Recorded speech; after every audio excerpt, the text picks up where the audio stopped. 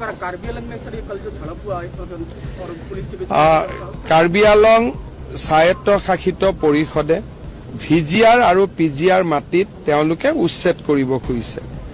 উচ্চ ন্যায়ালয়ে স্থগিতাদেশ দিছে। মই ভাবো যে কাৰ্বি আংলং স্বায়ত্তশাসিত পৰিষদে সকলো ৰাইজৰ লগত কথা বতৰা পাতি ইয়াৰ এটা সমাধান কৰিব লাগে। অসম চৰকাৰ কাৰ্বি আংলং স্বায়ত্তশাসিত পৰিষদৰ লগত আছে আৰু আমি সকলোৱে মিলি প্ৰচেষ্টা কৰিব লাগে যাতে পাহাৰীয়া জিলাখনত শান্তি আৰু সমন্বয় অব্যাহত থাকে। বাংলাদেশত হোৱা ঘটনাই আমাৰ ৰাজ্যখনক নিশ্চিতভাৱে চিন্তিত কৰি তুলিছে। শেখ হাছিনা চৰকাৰ অহাৰ আগতে উত্তৰ পূৰ্বৰ আটাইকেইটা সেফ হেভেন বা এক নিৰাপদ শিবিৰ তেওঁলোক বাংলাদেশৰ ভূখণ্ডত আছিলে আৰু অসমত উগ্ৰপন্থী সমস্যা এক ভাবিব নোৱাৰা অৱস্থাত অৱতীৰ্ণ হৈছিল।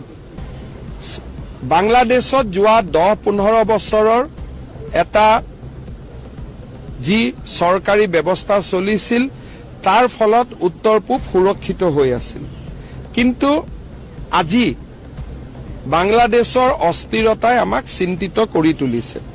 মই ভাবো প্ৰধানমন্ত্ৰী নৰেন্দ্ৰ মোদী ডাঙৰীয়াৰ কুশল নেতৃত্বত ভাৰতে বাংলাদেশৰ নৱনিৰ্মিত চৰকাৰৰ লগত কথা বতৰা পাতি উত্তৰ পূৰ্বৰ উগ্ৰবাদীসকলে কোনো কাৰণতে যাতে বাংলাদেশত নতুনকৈ আকৌ শিবিৰ পাতিব নোৱাৰে তাৰ বাবে প্ৰচেষ্টা চলাব।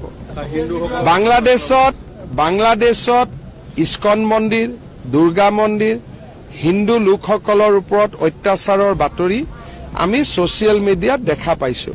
কিমান সঁচা কিমান মিছা তাক কোৱাটো আমাৰ বাবে উচিত নহয়, কাৰণ এই ক্ষেত্ৰত যিটো ৰাজহুৱা ষ্টেটমেণ্ট বা অফিচিয়েল ষ্টেটমেণ্ট ভাৰত চৰকাৰৰ বৈদেশিক পৰিক্ৰমা বিভাগে দিব।